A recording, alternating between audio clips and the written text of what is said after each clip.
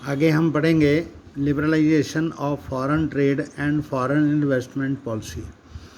तो बाहर के देशों से जो पैसे का इन्वेस्टमेंट आता है तो उन लोगों को यहाँ पर इंडस्ट्री लगाने के लिए हमारी सरकार प्रोत्साहन देती है, उनके लिए कुछ रियायतें देती है। तो ऐसी जो रियायतें होती हैं उसमें उनको यहाँ पर आके थोड़ा टैक्स कम देना पड़ता है, उनको सुविधाएं यहाँ पर सरकार मुहैया कराती है ताकि हमारी जो इंडस्ट्री है वो ग्रो कर सके और हमारे देश के जो लोग हैं उनको एम्प्लॉयमेंट मिल सके, तो हमारी इकोनॉमी को बूस्ट मिलता है इससे।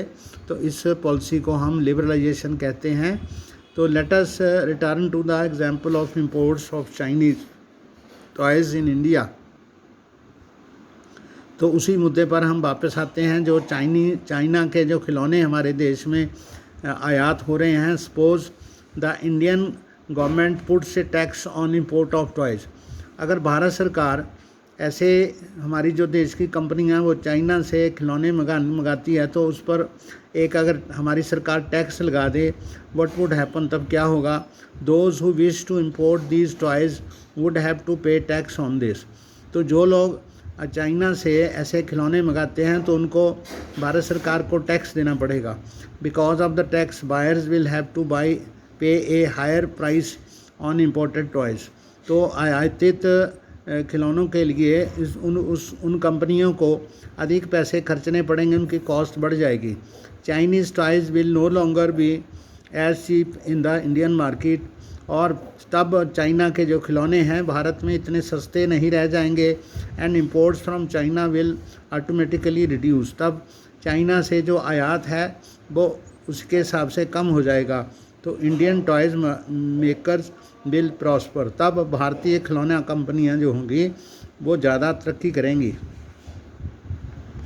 Tax on imports is an example of trade barrier. तो ये जो इंपोर्ट पे जो टैक्स होता है इसको हम व्यापार बंधन मानते हैं, यानी कि ट्रेड बैरियर मानते हैं। व्यापार कम होता है, उतना ज़्यादा व्यापार जो है वो प्रफुल्लित नहीं होता। It is called a barrier because some restrictions has been set up. तो ऐसी कुछ बंदिशें सरकार लगाती है। Governments can use trade barriers to increase और decrease, regulate foreign trade and to decide what kind of goods and how much of each should come into the country. तो भारत सरकार ये निश्चित करती है, इस चीज़ को रेगुलेट करती है, कंट्रोल करती है कि कितनी चीज़ें बाहर से हम लोग मंगाएंगे और कितनी चीज़ें हमारे देश की यूज़ होंगी। तो हमारे देश के जो ट्रेडर्स हैं उनको भी प्रोत्साहन देना है, बाहर के देशों को भी प्रोत्साहन देना है, इसलिए सरकार इस सब को, ट्रेड बैरियर को कंट्रोल करती है। The Indian government after independence had put barriers to foreign trade and foreign investment.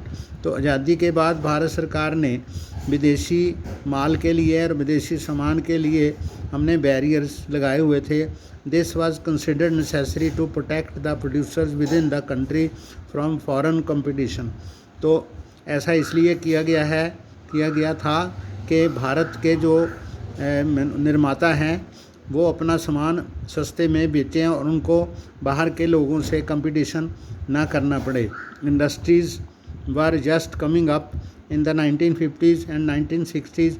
तो जो कारखाने भारत में स्थापित हुए वो 1950 से 1960 में स्थापित हुए and competition from imports at that stage would not have allowed these industries to come up.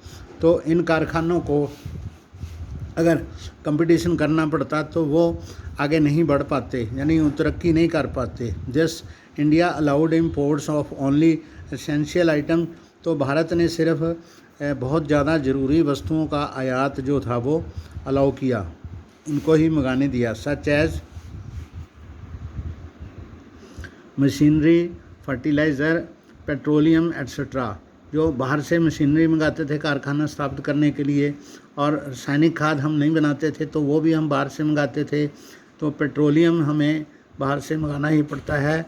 Note that all developed countries during the early stages of development have given protection to domestic producers through a variety of means. तो ये भी आपको समझ लेना चाहिए कि जितने भी अभी विकसित देश हैं पहले वो भी विकासशील थे। जब उन्होंने विकास किया तो उन्होंने भी अपनी जो नई इंडस्ट्री थी, नया उनका जो काम था डोमेस्टिक प्रोड्यूसर्स का, घरेलू जो उनके उत्पादक थे, उनको उन्होंने, सरकार ने प्रोत्साहन दिया, प्रश्रय दिया, सरकार ने उनको प्रोटेक्शन दी, यानी वहाँ पर फॉरेन गुड्स को उन्होंने रोका। Starting around 1991 some far reaching changes in policy were made in India. तो 1991 में इसमें बहुत बड़ा दूरगामी एक परिवर्तन किया गया। The government decided that the time had come for Indian producers to compete with producers around the globe. तो सरकार ने ये मतलब इस बात को सोचा कि भारतीय जो उत्पादक हैं उन्हें अब फॉरेन के, ग्लोब के, राउंड द ग्लोब के, दूर के देश के, जहाँ विश्व के बाकी के जो उत्पादक हैं उनके साथ उनको मुकाबला करने का समय आ गया है। It felt that competition would improve the performance of producers within the country since they would have to improve their quality। तो सरकार ने ये भी सोचा कि जो मुकाबला वो लोग बाहर के कंपनियों से करेंगे तो उससे उनकी जो परफॉर्मेंस है प्रोड्यूसर्स की वो बढ़िया होगी देश में, और उन्होंने अपनी क्वालिटी को इम्प्रूव करना पड़ेगा।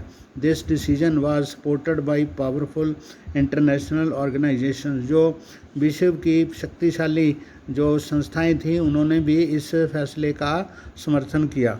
दस barriers on foreign trade and foreign investment were removed. तब भारत ने विदेशी व्यापार से और विदेश के इन्वेस्टमेंट से जो बैरियर थे उनको हटा लिया काफ़ी हद तक। This meant that goods could be imported and exported easily. तो भारत से बाहर विदेशी सामान आसानी से मंगाया जा सकता है और आसानी से भेजा जा सकता है। And also foreign companies could set up factories and offices here. तो उससे विदेशी कंपनियां हमारे देश में अपने दफ्तर खोल भी सकती हैं और अपने बिजनेस स्थापित कर सकती हैं। रिमूविंग बैरियर्स और restrictions set by the government is what is known as liberalisation.